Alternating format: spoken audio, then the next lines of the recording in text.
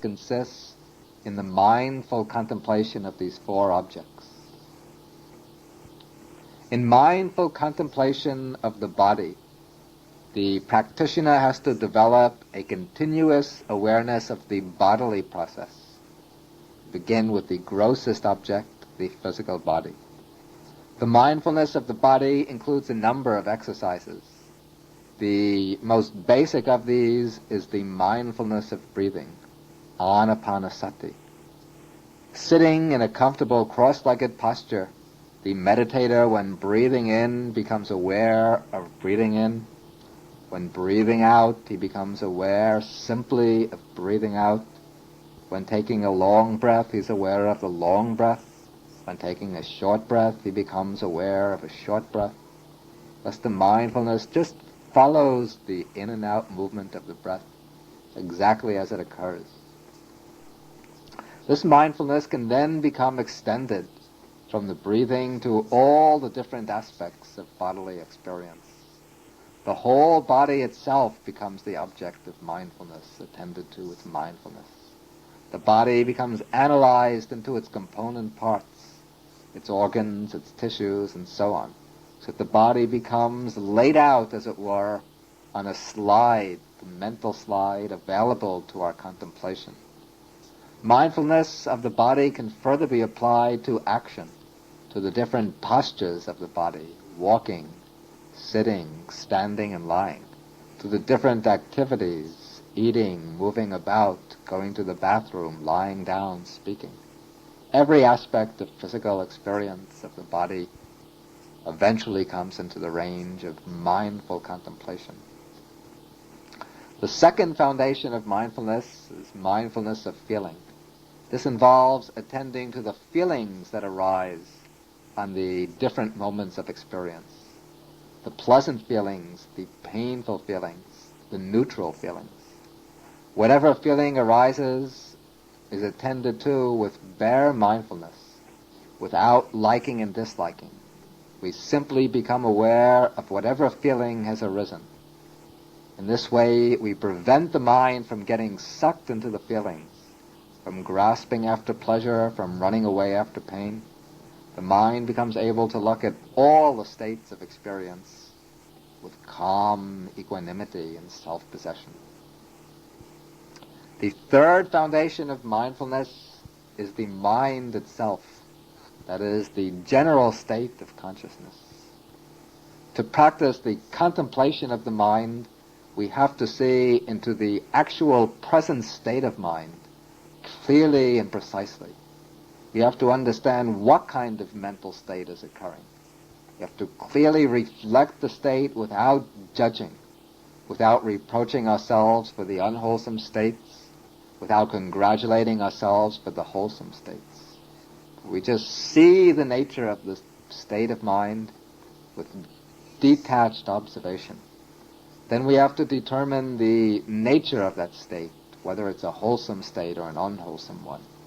Then we have to see into the kind of wholesome or unwholesome state of mind, whether it's a state that has attachment, aversion, or delusion, whether a state free from attachment, aversion, and delusion, and so on.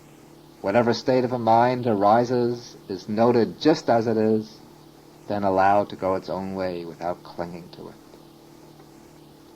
The third foundation of mindfulness is called Dhammanupassana, the contemplation of Dhammas.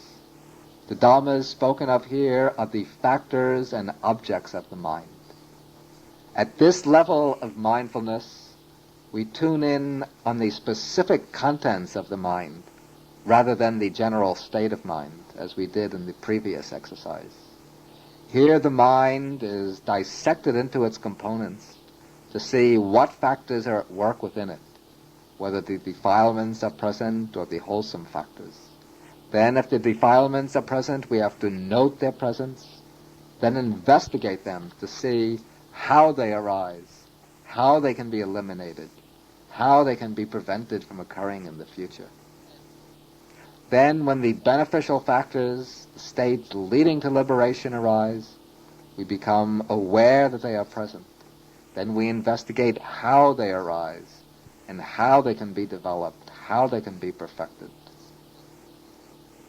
Mindfulness of Dhammas also has another aspect, that is the contemplation of the basic factors of experience, not from the standpoint of ethical evaluation, but as a pure contemplative exercise aimed at insight, as seeing into the true characteristics of the body-mind process.